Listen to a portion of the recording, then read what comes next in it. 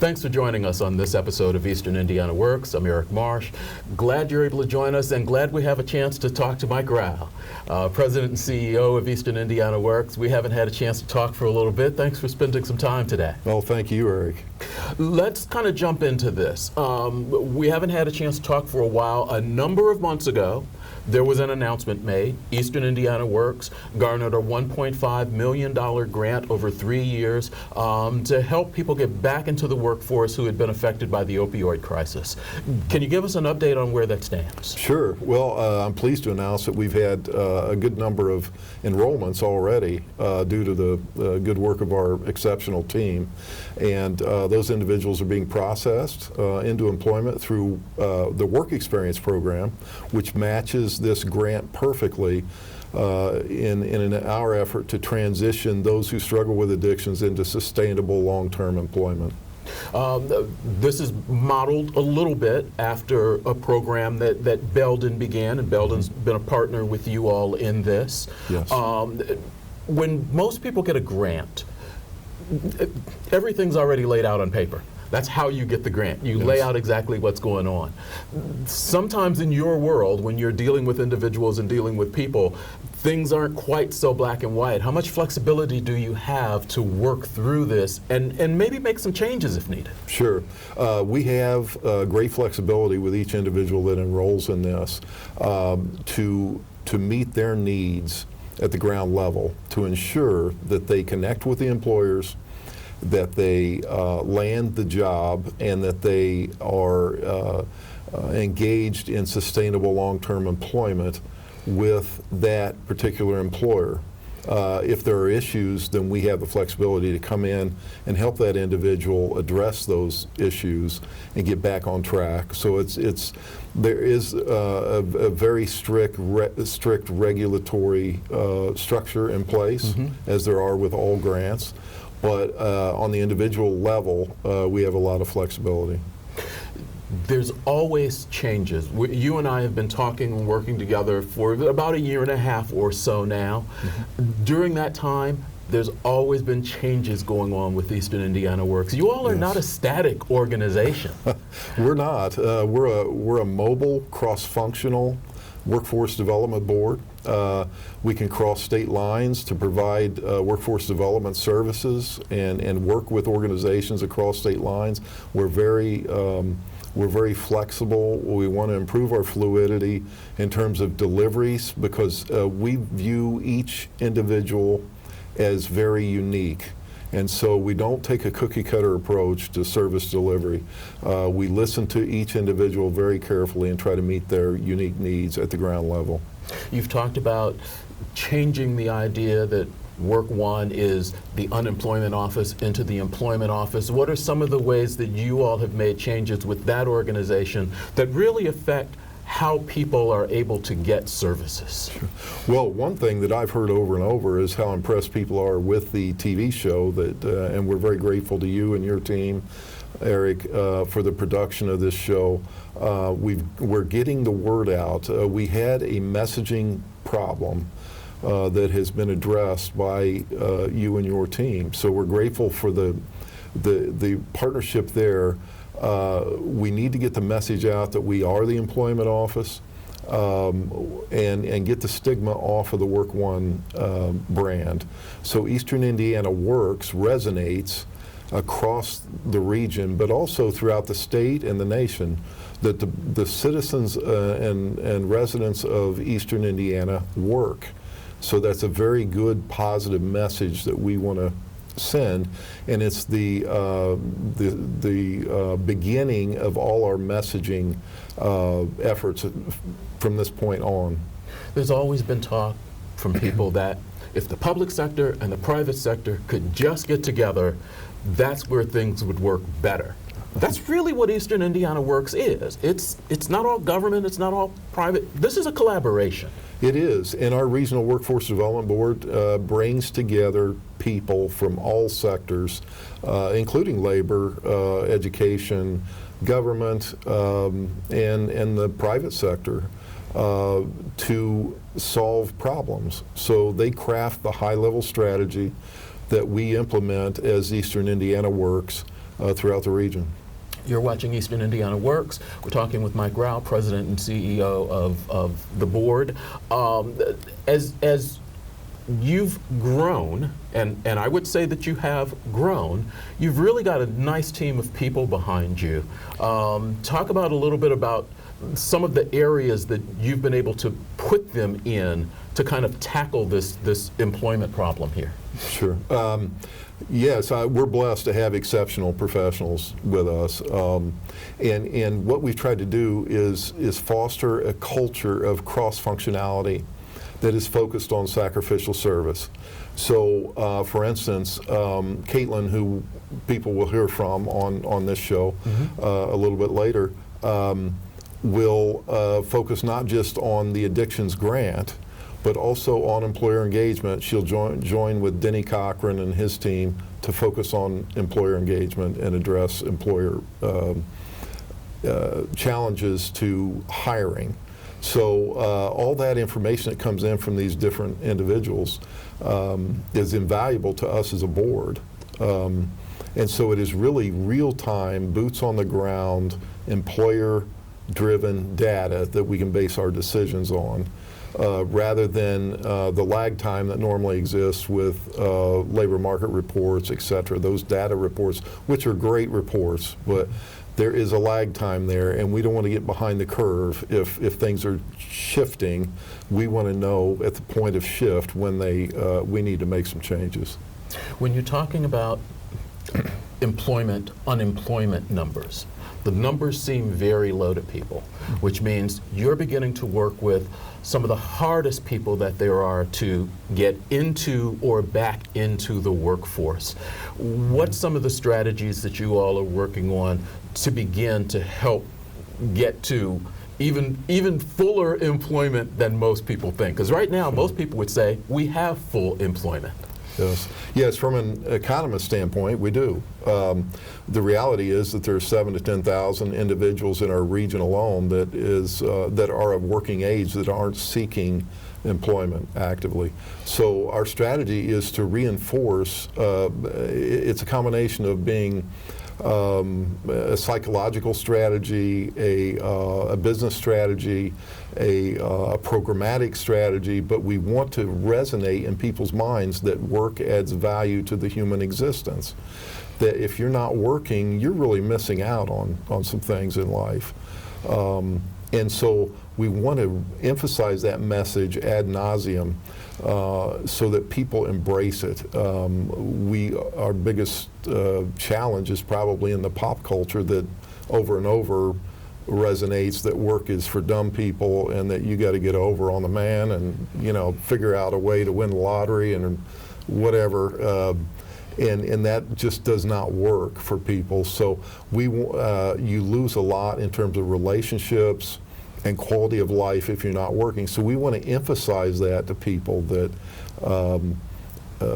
work adds value to the human existence. So that's a major core function strategy that we have. People are always concerned that organizations like yours kind of work in a silo sometimes. We've already talked about that this is a public-private partnership. But what is your relationship with other organizations like IRPC, which is a multi-county organization, with the economic development directors in the region? What's your relationship with them, and how are you all doing coordination? Those relationships are crucial to our success. So we maintain a very close relationship that is rooted to sacrificial service with each one of those organizations, whether it's IRPC or the regional partnership that Mindy Kenworthy heads up. Both Jeff Plaster with IRPC and Mindy Kenworthy are on our board of directors.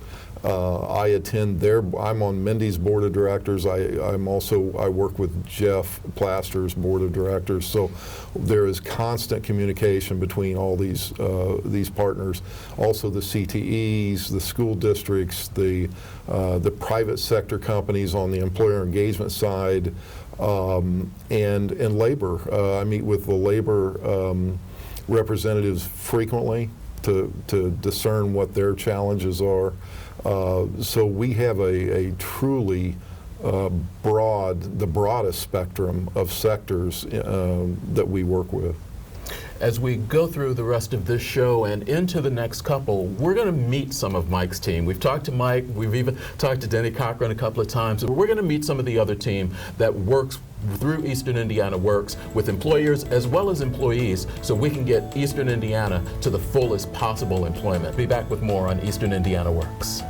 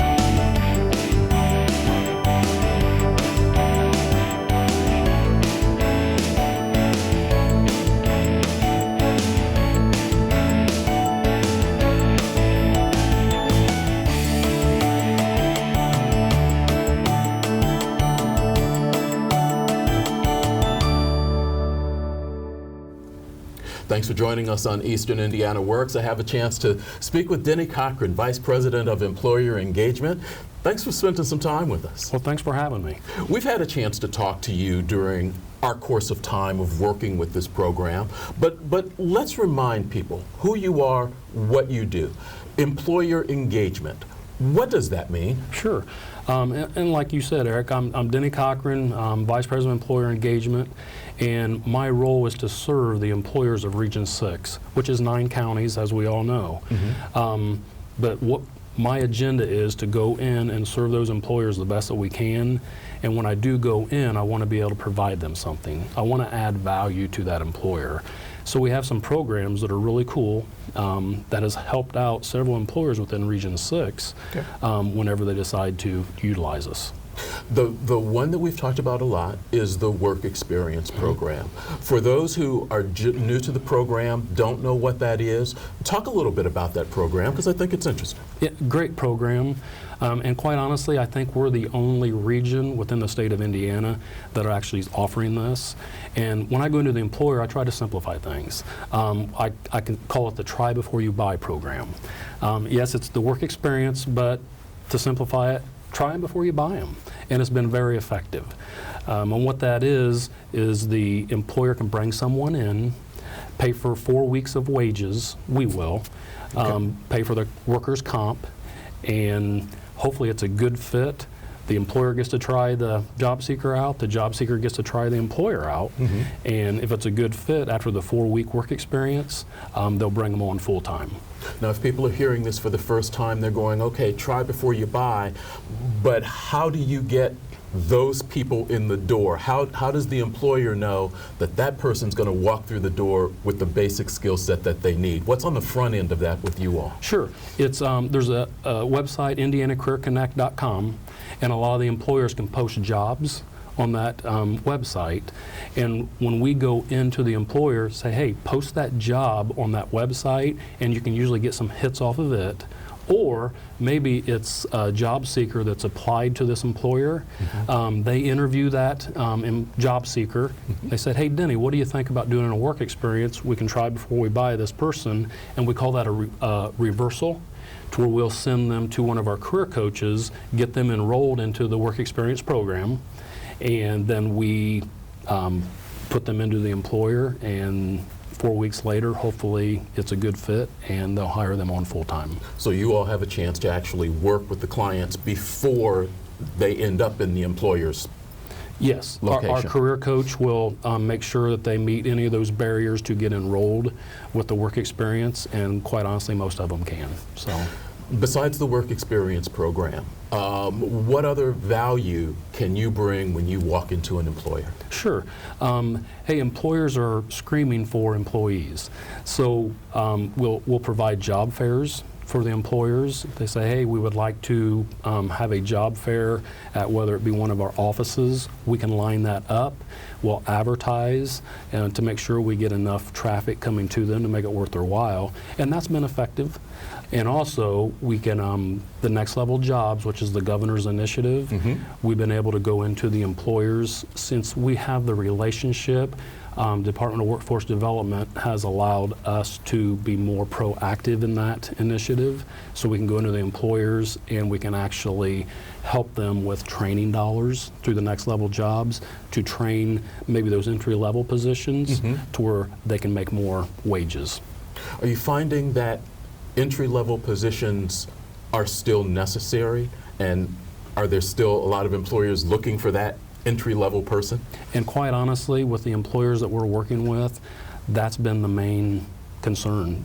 We need someone that's going to show up each day for that entry-level position, and if they prove themselves, and that's what's cool about the work experience program, once they try them before they buy them, then they can bring them in and they can actually train them themselves and then bring them up to the next level. One of the things you work with is you say you work in high-wage, high-demand positions.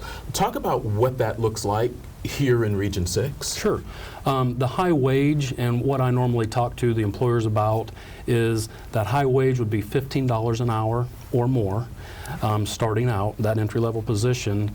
And here's the way I look at it, that single-parent mom going into a job, a manufacturing job or whatever the case might be, if they're getting paid $10 or $12 an hour, that's not enough to pay for daycare. So the high wage is $15 an hour with an incentive to try and get up to closer to the $20 an hour mark. The high demand, what we normally do is 50 employees or more would be the high demand positions for our region, and that's who I normally go into and work with. Do you normally walk into the employer, or does the employer reach out to you first? It's a little of both. I've been in this position for about 4.5 years, and this is a neat thing. As I've built the relationships over those years, a lot of the employers are actually reaching out to me, and then whenever I do find out that maybe there's a new HR person at one of the companies that I was working with, then I'll go reach out to them. Cool. Thanks for your time. Denny Cochran, Vice President of Employer Engagement for Eastern Indiana Works. We'll be back in just a moment.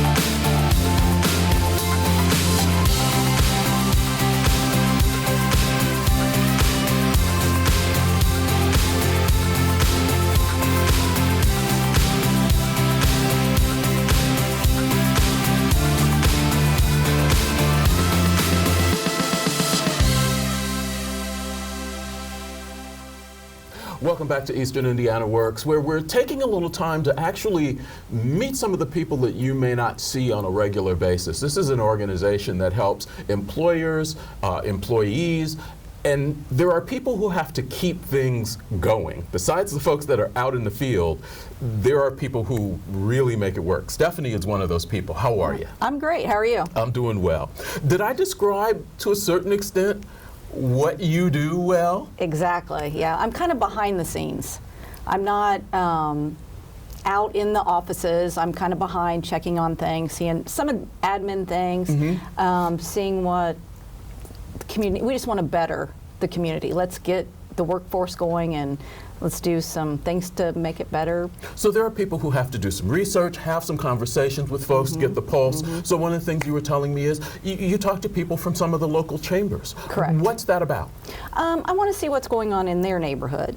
You know, we serve a 9-county region, so every county is different. You know, so we need to check and see what successes they're having, where they're having issues, where can we help you, where can we come into the community and help.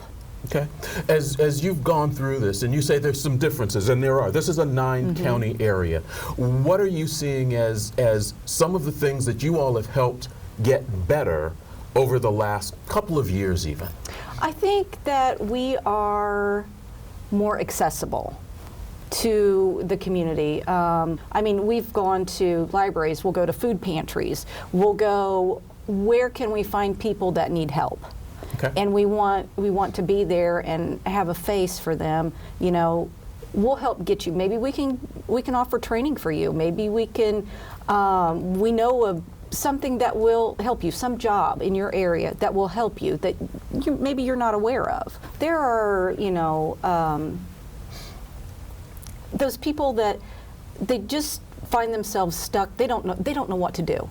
How can I get back into the workforce? Maybe I've been out of it for a long time. Right. Maybe the company closed down or something, and we'd like to get in there, help them. Let's make your area better. Let's get people working. Let's make it better than when we got here. That's our goal. got to be one of the hardest parts. Someone who has had a job for 15, 18, 20 years, same job. They haven't done anything wrong. They've shown up every day, they've done their job. Suddenly the employer decides to go away. They really haven't had to deal with the employment office or signing up for benefits or anything like that, and they don't know where to start. They don't. And you know, you can come in and, I mean, we have career coaches, we have, you know, people that are right there that can help, they can guide you. Not everybody's the same. Not everybody needs the same help, or, you know, they may know how to put a resume together. Some people do, some people don't. So we just move on to, you know, take it down the path and get you where you need to be. Okay. If somebody needs to reach out to you all, what's the best way to find you? Well, we have a website. We have this show. We have representation in every county. In every county, in all 9 counties? We have, yeah. Well, in Union, they have to go to one of the other ones, but we go mobily to there. So basically, we do have. When you say you go mobily, what do you do? What is that? We have people that will go and be located. It may be in the Department of Corrections or something. Okay. People, you know, they struggle to get jobs, and not everybody would be felon friendly. We know the ones that are. We know the ones that will help you. We can get you back out there. You need to have a job. You need to work. It's part of who we are. You know, we need to have that way to identify ourselves, I guess.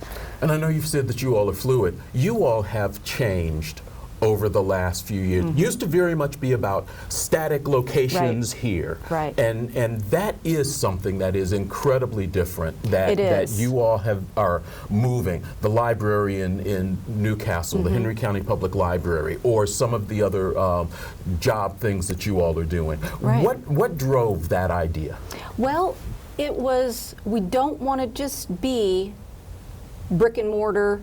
We need to be, not everybody comes that way. Not everybody's the same. We sit back, we look at the data, what works? How many people do we have coming in the office? Would we be better off to serve this community if we went someplace else? Library, food pantries, Department of Corrections, you know, different public places where they might go. They might not feel comfortable coming in there maybe. Maybe they want, you know, everybody's so different. So we have to look at those numbers, see what's going on. How can we make it better? We're trying to get like a 10,000 foot view, you know, and look down and see what we need to do to make it better. Always changing, always evolving, always trying to help keep Eastern Indiana employed. Stephanie Clawson with Eastern Indiana Works. Thanks for the time.